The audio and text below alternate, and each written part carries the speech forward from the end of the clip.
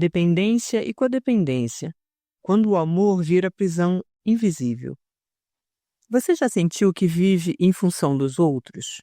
Que precisa agradar, ceder, suportar para manter uma relação em pé? Talvez você chame isso de amor, mas e se for uma prisão? Neste vídeo, vamos falar sobre um dos padrões mais invisíveis e mais destrutivos dos relacionamentos humanos: a dependência e a codependência emocional. E não estamos falando só de relacionamentos amorosos. Essa dinâmica se expande em lares, escritórios, amizades, famílias e muitas vezes entre pais e filhos. Você vai entender de onde isso vem, como reconhecer quando está preso nesse ciclo e o que fazer para se libertar, com exemplos reais, práticos e com a coragem de olhar para dentro. A dependência emocional não começa com o outro. Ela nasce dentro de nós. É a crença silenciosa de que sozinhos não somos suficientes. Desde cedo, aprendemos que para sermos amados, precisamos agradar, que chorar demais afasta, que ser autêntico causa conflito. Então, aos poucos, vamos moldando quem somos para caber nas expectativas alheias. E sem perceber, nos tornamos reféns da aprovação do outro. Joana, por exemplo, tem 34 anos e vive correndo para atender às demandas emocionais da mãe. Quando a mãe fica triste, Joana larga tudo, sente-se culpada como se fosse sua responsabilidade curá-la.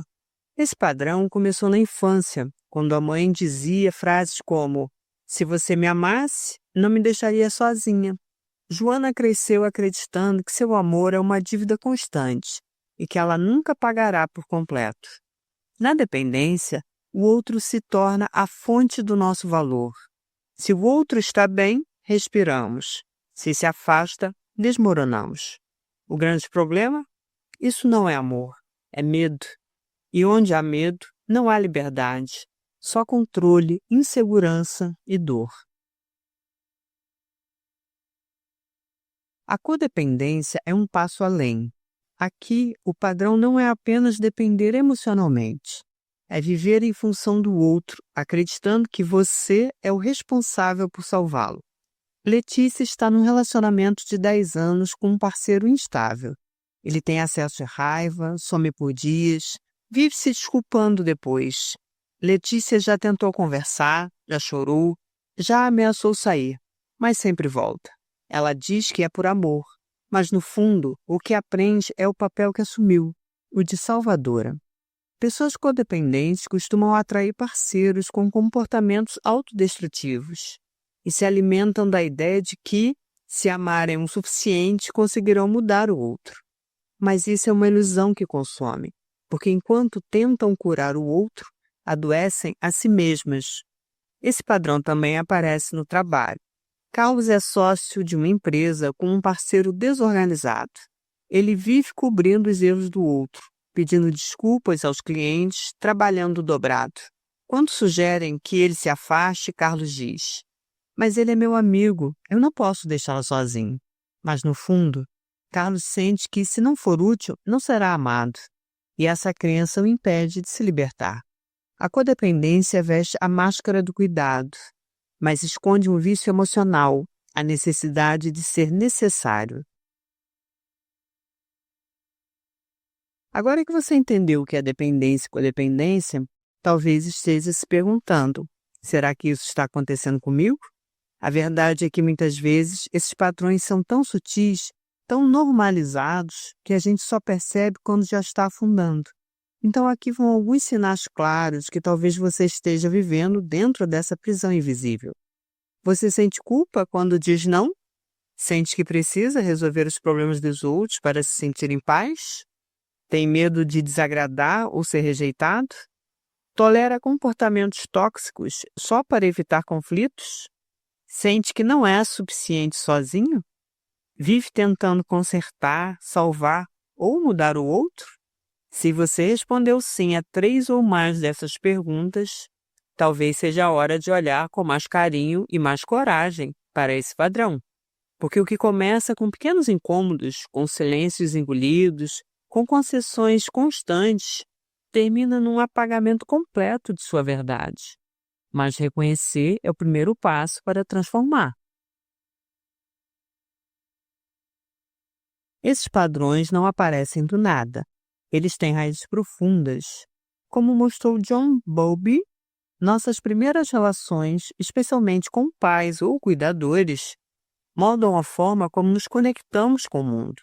Se você cresceu com pais ausentes, imprevisíveis, exigentes demais ou emocionalmente frios, talvez tenha aprendido a viver em alerta, tentando prever o humor do outro. Isso forma o chamado apego ansioso, um medo constante de ser abandonado, rejeitado, esquecido. Pia Mellott explica que a codependência nasce quando a criança inverte papéis. Em vez de ser cuidada, se torna a cuidadora emocional do pai, da mãe ou de ambos. Ela aprende a ignorar suas próprias necessidades para manter a estabilidade do outro e cresce sem saber o que sente, o que quer, quem é. Na fase adulta, esse padrão se repete em amizades onde só um lado cuida, em casamentos onde há controle disfarçado de carinho, em relações de trabalho onde você se sobrecarrega para ser aceito. Essas dinâmicas não são racionais, são emocionais, arquetípicas, repetitivas, e só começam a mudar quando você reconhece a origem delas. Segundo Stephen Karpman, vivemos um ciclo vicioso dentro dos relacionamentos disfuncionais, o triângulo dramático. Assumimos sem perceber 3 papéis. Vítima: eu sou injustiçado, ninguém me entende. Salvador: eu preciso ajudar, mesmo que me faça mal. Perseguidor: você é o problema, por sua culpa tudo dá errado. Esses papéis trocam o tempo todo. Como nos exemplos, Letícia começa como salvadora, depois vira vítima, e quando o parceiro explode de novo, vira perseguidora. Carlos salva o sócio, depois se sente injustiçado e na hora da entrega cobra com raiva. Esse triângulo é viciante, nos dá uma sensação falsa de controle, mas não cura, só prolonga a dor. O primeiro passo para sair desse ciclo é assumir responsabilidade pelo próprio bem-estar. Isso exige algo radical: desapegar do papel de bom e aceitar ser mal interpretado se for necessário, dizer não, decepcionar expectativas, parar de explicar tanto. Porque quem vive em função do outro esquece como é viver por si mesmo. Libertar-se da dependência emocional não é se tornar frio, é se tornar inteiro. A primeira coisa a recuperar é seu sentido de identidade. Pergunte-se: quem sou eu quando não estou tentando agradar ninguém? O que eu quero, mesmo que desagrade? Que tipo de relação eu mereço? Comece pequeno. Faça escolhas por você. Diga não onde sempre disse sim. Escolha o silêncio onde sempre explicava demais. E lembre-se: relacionamentos saudáveis não pedem sacrifício da sua essência. Eles são feitos de 2 seres inteiros que se encontram para crescer, não para se apagar. Como dizia Mellott Beat, o verdadeiro amor começa quando você para de tentar consertar os outros e começa a se curar. Talvez você tenha se reconhecido em muitas dessas histórias. Talvez tenha lembrado de alguém. Mas o mais importante, talvez tenha sido algo dentro de você pedindo por liberdade. Porque no fundo, todos nós carregamos feridas. E é dessas feridas que nascem os padrões que nos fazem aceitar migalhas, silenciar vontades e chamar de amor o que é medo.